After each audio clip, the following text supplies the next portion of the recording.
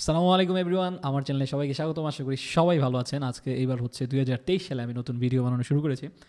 মাঝখানে অনেক বছর, এক বছর হয়তো আমি ভিডিও বানাইনি। তো আজকের যে ভিডিওটা আমি কথা বলতেছি সেটা হচ্ছে জ্যাঙ্গো, অর্থাৎ আমরা নতুন একটা জ্যাঙ্গো টিউটোরিয়াল শুরু করতে যাচ্ছি। জ্যাঙ্গো দিয়ে আমরা ওয়েব ফ্রেমওয়ার্ক দাঁড় করবো, অর্থাৎ ওয়েবসাইট কীভাবে ডেভেলপ করতে হয়, ওয়েবসাইটের ব্যাকএন্ড কীভাবে ডেভেলপ করতে হয়, আমরা মেনলি এই টিউটোরিয়ালে ওটা দেখবো। এবং আমরা জ্যাঙ্গোর ডিটেলসে জানা ট্রাই করবো, অর্থাৎ যারা একেবারে বিগিনার লেভেলে আগে কোনো দিন কোনো একটা ফ্রেমওয়ার্ক ইউজ করেন নাই তাদের জন্য মেনলি এই টিউটোরিয়ালটা হতে যাচ্ছে, অর্থাৎ এই সিরিজটা হতে যাচ্ছে।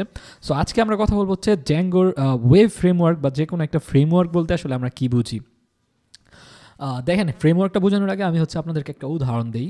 ধরেন আপনি হচ্ছে চাচ্ছেন এখন কোনো একটা গাড়ি তৈরি করতে অথবা কোনো একটা ঘর তৈরি করতে, ঠিক আছে? সো ঘর তৈরি করতে হলে আমাদের প্রথমে যে জিনিসটা করতে হবে, এখন ঘর তৈরি করতে গিয়ে যদি আপনি দেখেন যে আপনার নিজের ওই ঘরের জন্য আপনার নিজের তৈরি করতে হচ্ছে, ওই যে কী জানি বলে ওটাকে, দরজা তৈরি করতে হচ্ছে।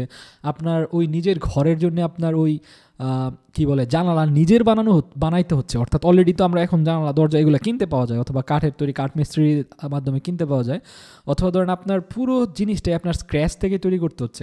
তাহলে কিন্তু আপনার অনেক সময় লেগে যাবে, এটা স্বাভাবিক, ঠিক না? আপনি একটা জিনিস তৈরি করতেছেন, তো এটার এখন আপনি দেখলেন যে সব কিছুই আপনার নিজে তৈরি করে নিতেছে। অর্থাৎ আপনি যদি, আমি আরেকটা উদাহরণ দিই, ধরেন আপনি একটা গাড়ি তৈরি করতে গেলেন, তখন দেখতেছেন যে আপনার চাকাও নিজের বানাইতে হইতেছে, সব কিছুই আপনার নিজের বানাইতে হইতেছে।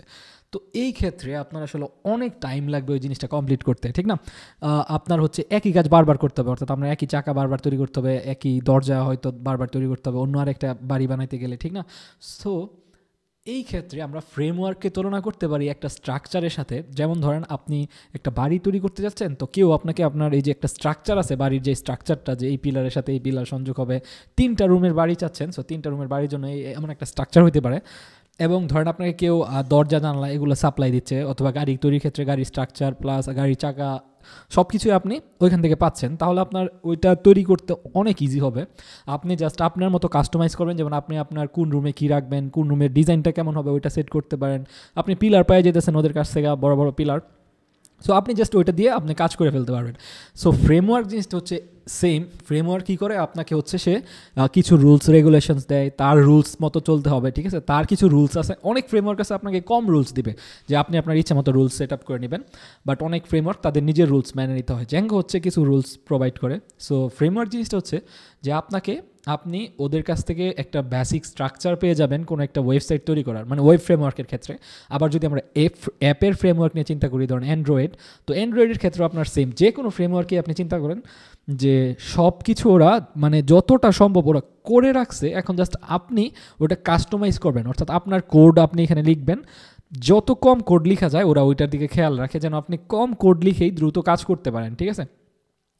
সো এইটা হচ্ছে ফ্রেমওয়ার্কের লক্ষ্য। সো ফ্রেমওয়ার্ক আমরা বুঝতে পারি যে ফ্রেমওয়ার্ক কী করে, আমরা ফ্রেমওয়ার্কের যেসব জিনিসপত্র ওরা দেয়, যেমন ধরেন একটা ওয়েবসাইট বানানোর ক্ষেত্রে আপনার একটা ওয়েবসাইটের মধ্যে একটা রিকোয়েস্ট আসে, অর্থাৎ ক্লায়েন্ট কেউ একজন ওই ওয়েবসাইটের বা ওই ওয়েবসাইটের লিঙ্কে কেউ একটা রিকোয়েস্ট পাঠায়, এইচটিটিপি রিকোয়েস্ট পাঠায়।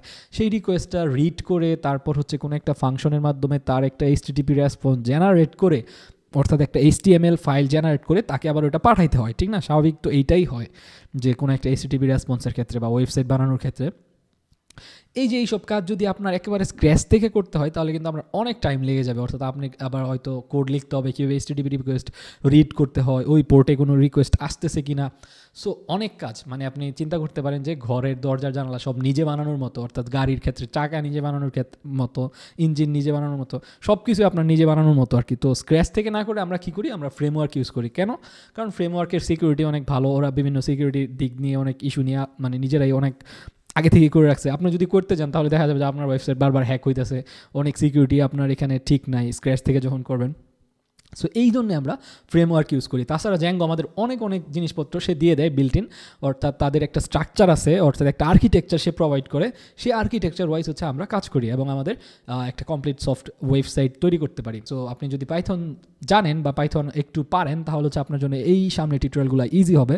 আর যদি না পারেন তাহলে আমি বলবো যে প্যারা নাই, আমি হচ্ছে আমার এই চ্যানেলে পাইথন নিয়েও ভিডিও দিব। আপনার এই ভিডিও লিঙ্কটা হয়তো পাইথনের ভিডিও লিঙ্কটা কোথাও পেয়ে যাবেন। সো সমস্যা নাই, আপাতত আমরা হচ্ছে ধরে নেব যে আপনারা বিগিনার। সো ফ্রেমওয়ার্ক আমি মনে করি আশা করি বুঝতে পারছেন। ফ্রেমওয়ার্ক হচ্ছে এমন একটা জিনিস যে হচ্ছে আপনার কোডকে কন্ট্রোল করবে, অর্থাৎ আপনি যে বাড়িটা তৈরি করবেন তার জন্য আপনার যা কিছু দরকার, স্ট্রাকচার মাকচার যা দরকার তা সে আপনাকে প্রোভাইড করবে। আপনি জাস্ট ওর স্ট্রাকচার ওয়াইজ চলবেন, ওর স্ট্রাকচার ওয়াইজ জিনিসপত্র সাজাবেন, সাজিয়ে হচ্ছে আপনি আপনার বাড়িটা তৈরি করবেন, মানে একটা ওয়েবসাইট তৈরি করবেন, ঠিক আছে।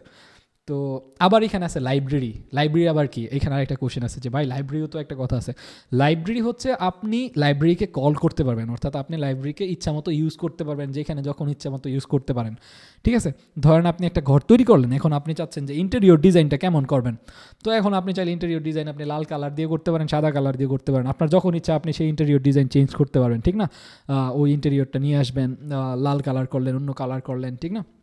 সো লাইব্রেরি হচ্ছে এমন, আপনি লাইব্রেরিকে ইউজ করবেন, মানে লাইব্রেরিকে কল করে ইচ্ছা মতো আপনি কাজ করতে পারবেন, যখন ইচ্ছা কল করতে পারবেন। আর ফ্রেমওয়ার্ক হচ্ছে আরও বড় টাইপের একটা লাইব্রেরি যে আপনার কোডকে কল করে, মানে আপনি যেসব কোড করলেন সেটাকে সে কল করে জিনিসটাকে দাঁড় করে রাখে, ঠিক না। যেমন বাড়ির ক্ষেত্রে হয়, বাড়ির স্ট্রাকচারটা তো আসলে ওই পিলারের উপরেই ভর করে, ঠিক না। সো আমি আশা করি ফ্রেমওয়ার্ক জিনিসটা আপনি ক্লিয়ার হয়েছেন। সো সব ফ্রেমওয়ার্কই সেম, যেটা মানে বেসিক ধারণা দিলাম। সো পরের ভিডিওতে আমরা হচ্ছে জ্যাঙ্গোর আর্কিটেকচার নিয়ে জানার ট্রাই করবো, অর্থাৎ জ্যাঙ্গো জিনিসটা আসলে কীভাবে কাজ করে ওইটা তো আমাদের আগে বুঝতে হবে, নয়তো আমরা আসলে কী শিখবো। সো জ্যাঙ্গো কীভাবে আর্কিটেকচারালি কাজ করে পরের ভিডিওতে আমরা ওইটা নিয়ে কথা বলবো। সো পরের ভিডিও দেখার জন্য আপনাদেরকে অনুরোধ রইল, ভালো থাকবেন, টাটা।